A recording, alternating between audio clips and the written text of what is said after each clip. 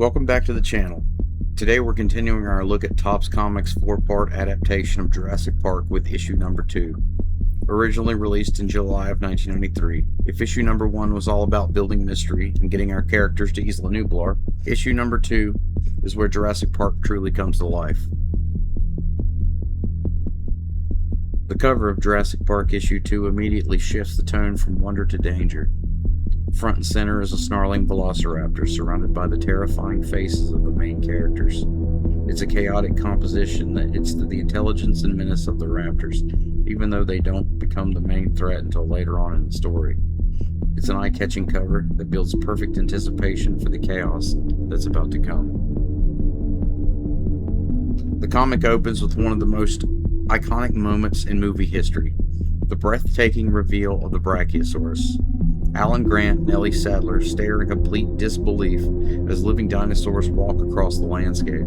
Even after all these years, this scene still compares the same sense of wonder. Gil Kane's artwork does a great job conveying the sheer size of these animals, while George Perez's inks add texture and weight that make the dinosaurs feel believable. One thing I really enjoy about the adaptation is that it allows the dialogue to breathe.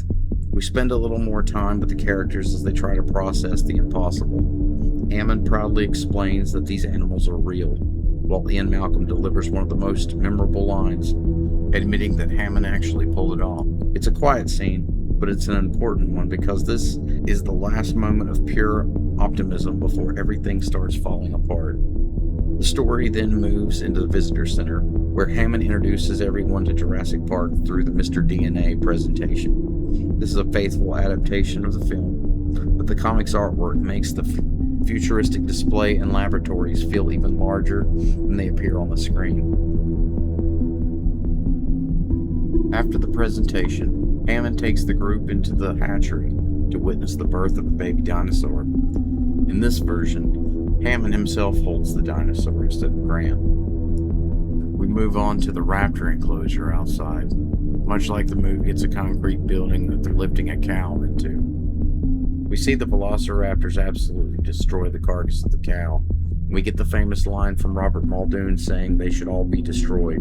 Grant and Muldoon have their famous conversation about velociraptors. Muldoon explains that they're quite intelligent.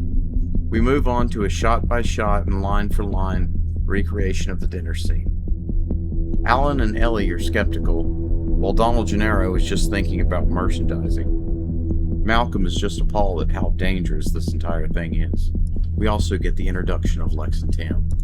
As the tour begins, the comic reminds us that Jurassic Park isn't just about dinosaurs, it's about expectations. Everyone is eager to see these incredible creatures, but the park doesn't cooperate. The Dilophosaurus enclosure appears empty, leaving the visitors disappointed. Then they arrive to the Tyrannosaurus paddock, where a goat is lowered into the enclosure in hopes of luring out the park's biggest attraction. But once again, nothing happens.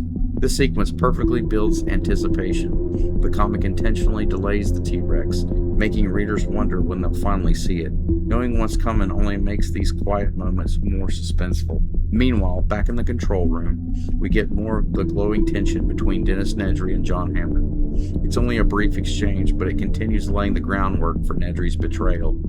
You can already feel that something is about to go wrong. We end this issue with the group getting out of the car and stumbling across the Triceratops. Gennaro is ready to leave, Ian Malcolm is talking chaos, and Dr. Grant is just astounded. Overall, issue number 2 is all about wonder, anticipation, and setting the stage for disaster. Very little action happens, but this is exactly why it works. It lets readers experience the excitement of Jurassic Park before everything inevitably goes wrong. I'd give Jurassic Park issue number 2 an 8.5 out of 10. It's a slower chapter than the ones that follow, but its gorgeous artwork, faithful storytelling, and unforgettable dinosaur reveals make it one of the strongest issues in the entire Topps adaptation. Next time we'll dive into issue number 3, where the storm rolls in, Nedry puts his plan into motion, and the Tyrannosaurus Rex finally escapes. That's when the real chaos begins. If you like this series and you want to see more, like and subscribe. It really helps the channel grow.